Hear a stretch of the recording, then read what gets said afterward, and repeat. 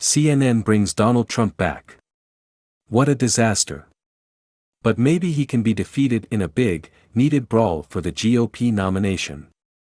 Well, that was a disaster, a politically historic one. It situated Donald Trump as the central figure of the 2024 presidential cycle, certainly more compelling than the incumbent or the other competitors. It will have an impact on the campaign's trajectory.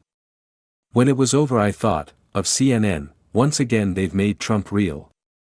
It was one of those events in which you understood within 45 seconds what you were seeing. He was greeted by a standing ovation. The audience didn't surprise itself by doing this, it knew how it felt. From that moment Mr. Trump dominated. He was focused, high energy, looked capable in his insane way. Tanned, rested and ready. Actually he looked pretty much as he did in 2016, on Wednesday night at least. Age hadn't taken the round side of its ball-peen hammer to him. He steamrolled the moderator, talking over her, dismissing her, as they stood together, as nasty. He spoke with what seemed like conviction, backed down on nothing, made things up. It was salutary in that it was a reminder of Donald Trump's power. But it was all misconceived. CNN is taking incoming fire from everyone. Should it? Yes. It was early to play around like this, to introduce all the proto-presidential hoopla, to give him this solo boost, to reenact so showily all the careful respect they showed him in 2016. I don't suppose we'll ever know, but one got the impression the network agreed to a lot of conditions to get the get. He was addressed as Mr. President throughout when, considering the circumstances and after January 6, Mr. Trump would have been just fine. He gave no sign he saw the moderator as formidable. As for the audience, a local New Hampshire official seemed to sigh in a text, I assume that was part of the deal. That wasn't Governor Chris Sununu's broad GOP. It certainly wasn't representative of New Hampshire in general or of New Hampshire on primary day, when undeclared voters can cast ballots for any presidential candidate in either party. The Republicans in the audience seemed more like supporters of the Trump-endorsed candidates who went down in flames last year. They sounded to me like the constricting part of the party. They chuckled when he talked about sexual assault. It all sort of dragged us back into a hopeless repetition of the past, crazy Nancy, rigged election, whack job. Like a harrowing memory endlessly looping back on itself. If I were the president of CNN, I'd feel like the Alec Guinness character at the end of The Bridge on the River Kwai. Suddenly he realizes that all his work, his entire mission, only helped the bad people he meant to oppose. What have I done? The interview questions were predominantly mainstream rehashes that producers thought might make news. They were a step removed from actual debates going on within the Republican Party Mr. Trump wants to lead.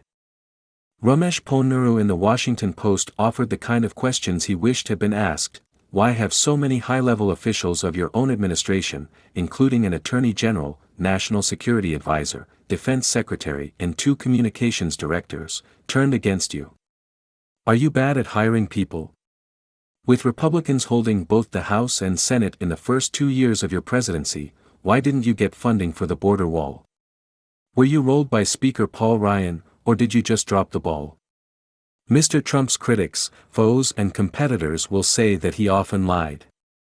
Of course he did, over and over. It's what he does. Dogs bark, bears relieve themselves in the woods, we can't keep discovering this. He lied about the 2020 election, he lost it, it's been probed and adjudicated, the January 6 riots, there is no evidence, written or otherwise, that he issued an order to send in 10,000 National Guard troops, and his acting defense secretary testified that he was never given such direction. His tax cuts, they were neither the biggest in history nor bigger than Ronald Reagan's, and the wall, he didn't build one across the border with Mexico. He spun out assertions, charges and interpretations. His special talent, his truest superpower, is seeming to believe whatever pops out of his mouth, and sticking to it. Observers shake their heads despairingly, he lies and people believe him. I think it's worse than that. He lies and a lot of supporters can tell it's a lie, they know from their own memory it's a lie, that, say, January 6th wasn't a beautiful day of patriots full of love, but they don't mind. They admire his sheer ability to spin it out. You're tickled by his boldness, his fearlessness, and when the lie drives the media and the stuffed shirts mad, you're delighted. He's subverting the elites and the corrupt power structures they've erected. And the great thing is you're in on the joke, on the mischief. You get to take part. In a big lonely country that has power.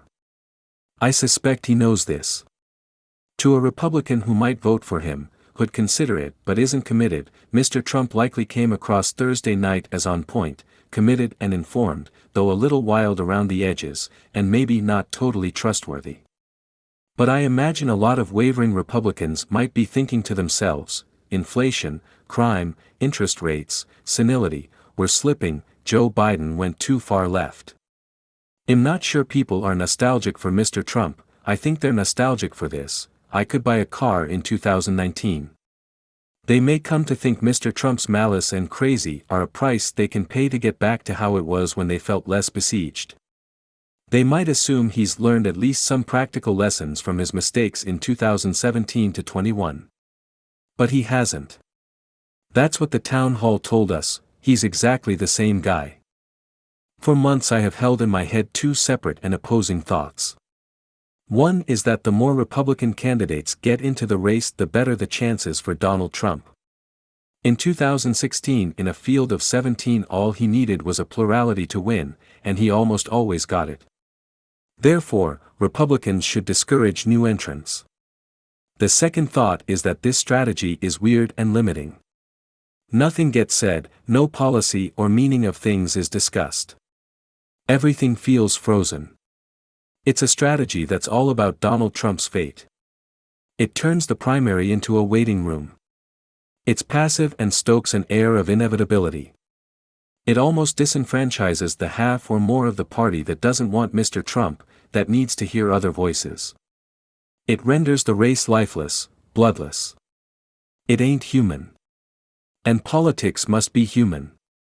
I now think Republicans should do the opposite of the Democrats and have a big, needed brawl, wake this thing up, talk about meaning, have the argument, brawl it out.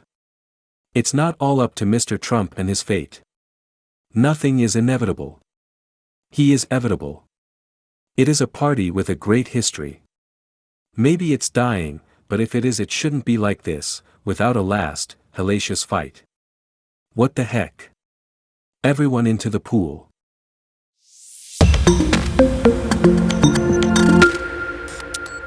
CNN brings Donald Trump back. What a disaster.